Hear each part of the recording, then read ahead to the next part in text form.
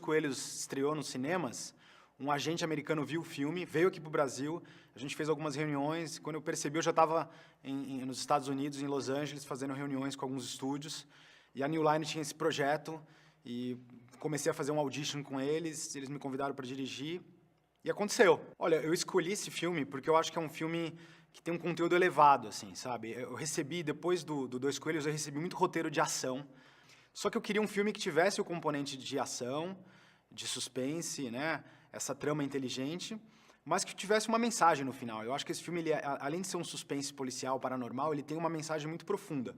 Ele é um filme que, no fundo dele, ali, no core dele, no coração dele, tem uma mensagem muito forte, né?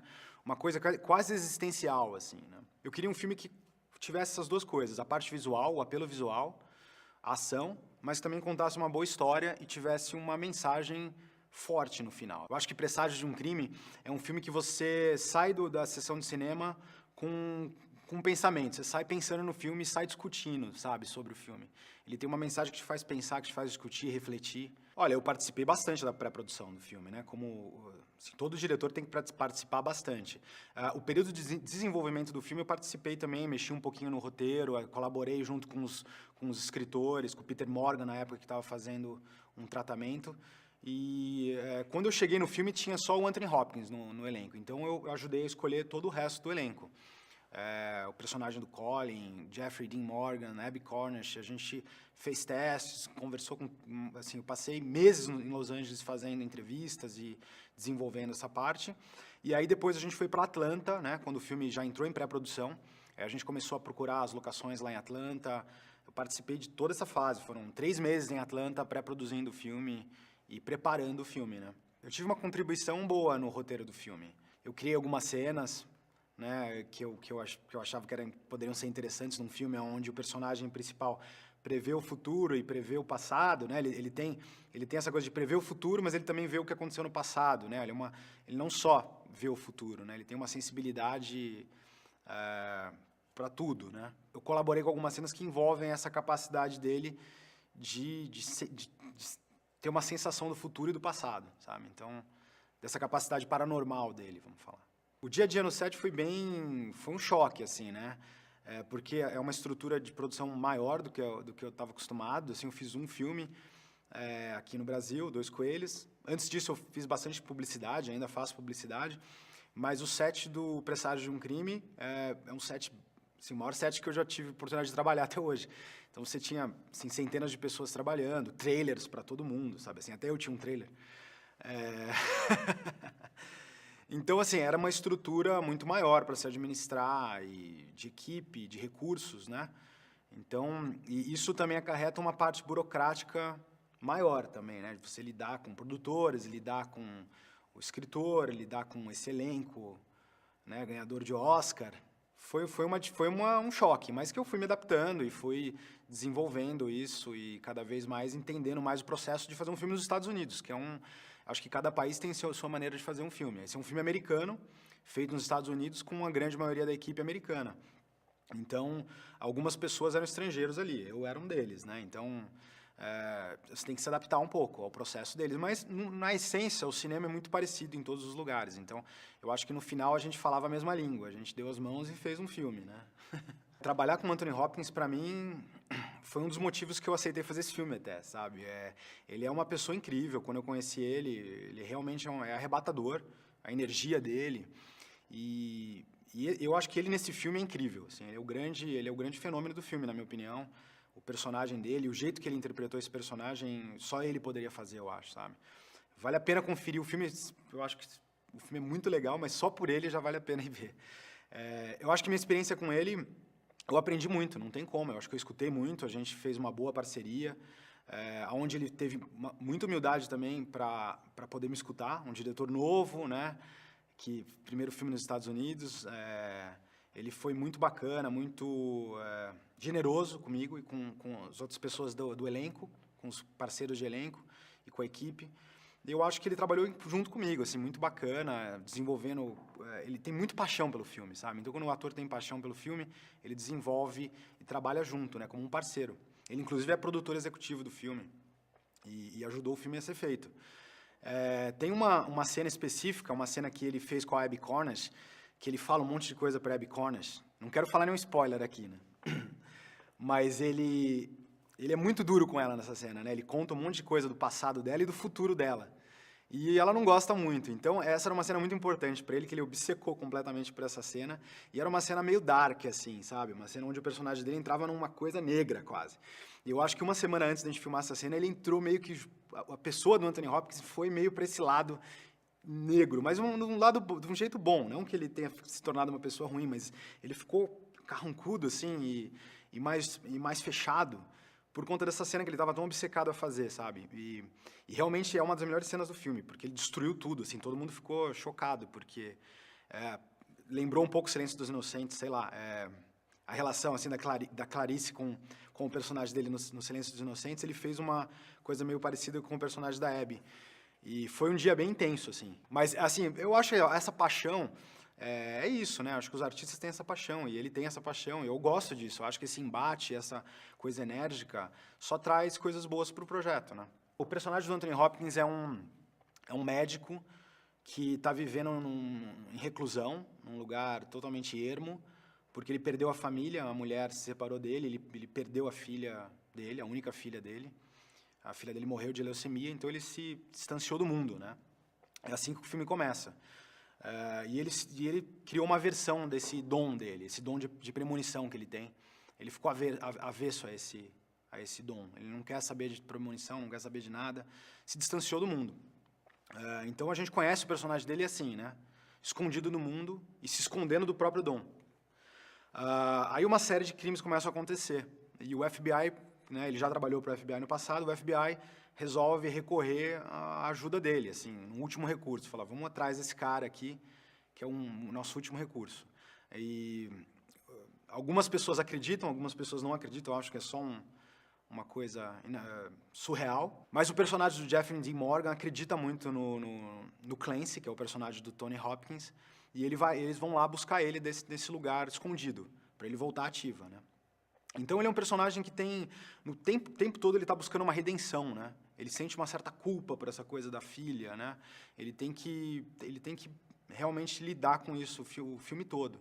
Então ele é um cara muito marcado, que tem uma perda muito forte, e ele é obrigado a enfrentar isso de novo de uma certa forma. Aí vocês vão ver, tem uma reviravolta no filme. Ele é obrigado a exorcizar os fantasmas dele no decorrer do filme. E no final você tem uma grande revelação do que aconteceu nessa relação dele, com a filha dele, com o assassino. Tá todo mundo enrolado numa teia só. Olha, o Colin é um cara assim, incrível de se trabalhar. O pouco tempo que ele ficou no filme, ele filmou 2 semanas, foi um grande aprendizado para mim também. Ele é muito paciente, muito profissional.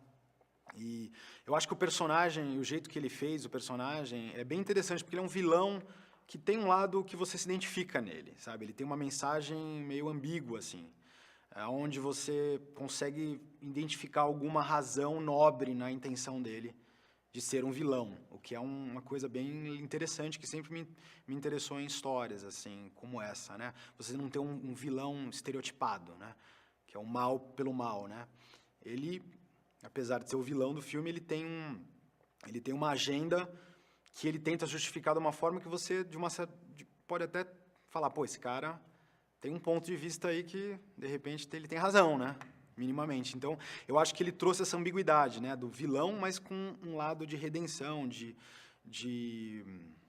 um lado menos ruim, assim, um lado que você pode se identificar. E, para mim, isso ele fez muito bem. O Colin é um cara, ele é muito disciplinado, assim, de coisas que eu ouvi dele, sabe, da atitude dele, eu não vi nada disso. Eu acho que ele é um cara extremamente entregue, muito, muito disciplinado, muito profissional. Chegou para trabalhar, não tinha problema nenhum, sabe, não tinha contratempo, foi direto para trabalhar em todas as cenas, estava pronto, com o texto extremamente forte na cabeça, capaz de improvisar também quando precisava. Tem uma cena de efeito especial com ele, onde o personagem dele, né, se multiplica em várias pessoas, ele se multiplica no cenário, então você vê ele multiplicado por uma garagem, assim. E a técnica para fazer isso, você tem que fazer o ator, filmar o ator, vários passes, né? Então, o ator em várias posições diferentes. Então, ele tinha que andar perto da câmera, depois ele ia lá longe da câmera, andava lá no outro lado. Ele teve que fazer essa caminhada em vários lugares. Então, foram dezenas de lugares que ele teve que caminhar. E a gente já estava filmando isso no final da diária, assim, sabe? Então, é um processo que um robô, tipo uma máquina que carrega a câmera, repete o mesmo movimento de câmera o tempo todo. Então, a equipe toda já estava meio que dormindo, sabe? Assim, já estava meio dispersa, porque o robô estava repetindo as cenas. Então, eu me vi, assim, em Atlanta, numa garagem, a luz do dia nascendo, e estava eu e o Colin Farrell, o operador do robô, né, do motion control, fazendo a cena, assim, que nem louco, né? Ele correndo para o sol não nascer, e todo mundo já estava disperso, assim, então tava eu, Colin Farrell e um cara trabalhando. Foi muito engraçado esse negócio, mas eu acho que o resultado ficou bem interessante. Assim. O Jeffrey é um cara super bacana também, eu conheci ele. Ele é um personagem que eu fiz questão que fosse o Jeffrey o personagem do filme, né?